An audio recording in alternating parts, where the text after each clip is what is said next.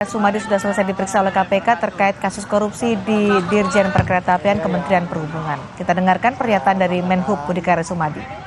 Hari ini saya telah hadir sebagai saksi dugaan korupsi dari perkeretaapian. Hal ini merupakan dukungan kami terhadap upaya-upaya mendukung dan komitmen atas turut memberantas korupsi. Dan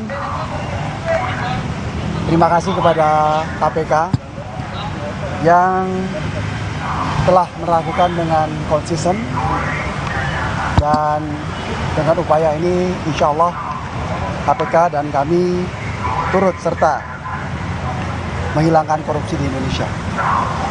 Hal-hal lain yang berkaitan dengan pemeriksaan tadi bisa disampaikan dengan pemeriksaan. Terima kasih. Assalamualaikum warahmatullahi wabarakatuh.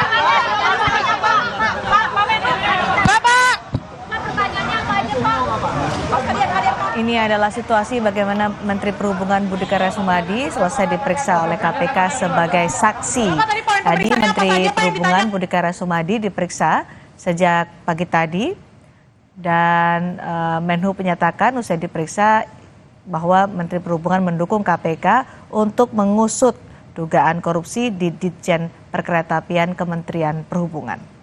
Dan saudara, kami lanjutkan.